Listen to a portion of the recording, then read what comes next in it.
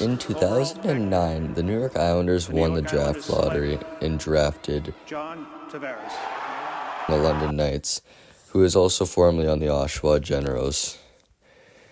John Tavares was on the Islanders for 9 years. Still with control of the puck He as they played try to hold on to him. 669 pulls games it with one hand back, and scored sends it 662 Bailey, points for them. Bailey, the winner, what a In play 2017, from John Tavares had 1 year left on his contract of his 6-year, $5.5 million he signed back in 2012. John Tavares stated that he would re-sign with the New York Islanders until he decided to hit free agency, crushing the hearts of Islanders fans. See the breaking news slide up there that the Toronto Maple Leafs have acquired John Tavares via free agency. He signed with the Leafs for $11 million for 7 years. Reportedly, the Islanders were expected to give him $12 million, meaning it wasn't for the money. Islanders fans lost their minds. They burned jerseys, posted videos, and lots more. Now we're going to talk about what happened with John Tavares. 2018 and 19, his debut season with the Leafs. The Leafs now got to add that top 6/first line veteran, which is what they needed at their time. Their only good veteran was Nazem Kadri, who was drafted 7th overall in the same draft as John Tavares in 2009. Toronto was coming off a rebuild after selling Phil Kessel to the Pittsburgh Penguins in 2016, which we all know how that went. The Penguins ended up winning the Cup the same season. The Leafs had a core of their 19-year-old, first overall pick, Austin Matthews, their 20-year-old Mitch Marner, and their 21-year-old William Nylander. In his debut season, John Tavares he played 82 games and put up 88 points. The Leafs finished with 100 points to finish third in the Atlantic, but they'd get eliminated in Game 7 of the first round to their arch rival, the Boston Bruins. 2019 and 2022, the Leafs had no success, losing in 2021 to Montreal in controversial fashion as John Tavares got kneed by Corey Perry and was out for the whole series, and then losing 4 straight to Montreal to be eliminated after they were up 3-0.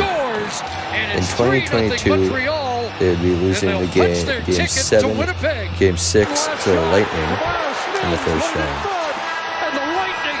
2023 playoffs.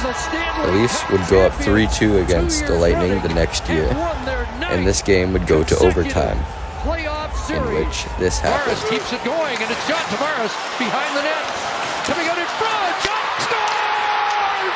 John Tavares! They finally caught. Just in case you didn't know, before this, it had been 21 years since they made it past the second round, which is what they just did after scoring that goal. In the second round, they would get railed by Florida 4-0. 2024, they lost another Game 7 to Boston with this goal. By Labushkin, who has 10 hits in the game. Lindholm sends it in, and it's Pasternak scores! Series winner! Finally, 2024-2025 season.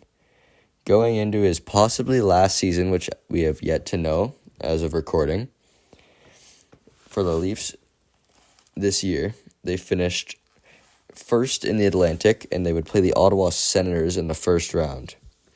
Toronto took the series in 6, and then a rematch in round 2 against Florida.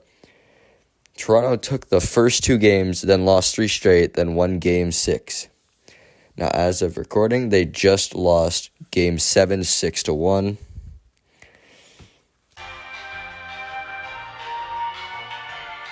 John Tavares has played 515 games with the Leafs so far and has scored .493. This could be more, but we don't know yet. He hasn't won anything in the playoffs or even any individual awards for the Leafs.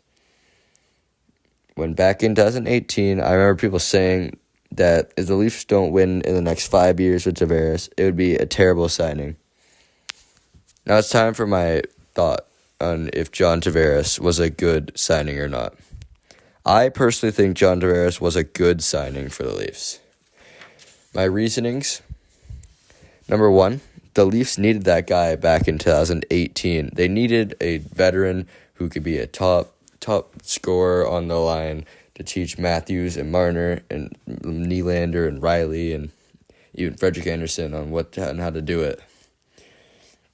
My second reason, he possibly scored the most legendary goal in Toronto Maple Leafs in like the last 25 years. Number three, he was the captain of the team, which has to do for something. Number four, he gave 7 years of just solid contributing, which it could be even more. We don't know yet. Next, in like 2018 and 19, they made them actually a contender for the team to win the cup. So my final verdict, yes, I think John Tavares was a good signing for the Leafs. Do I think it was an amazing signing? Not really. Do I think they should pay him a little less? Yes. But that's what they had to give up back in 2018 to get John Tavares. So my final thoughts, yeah, I think John Tavares was a good signing. So that's going to do it for this video. Let me know what you think of this style of video, if you like it or not. But yeah, that'll do it for today's video.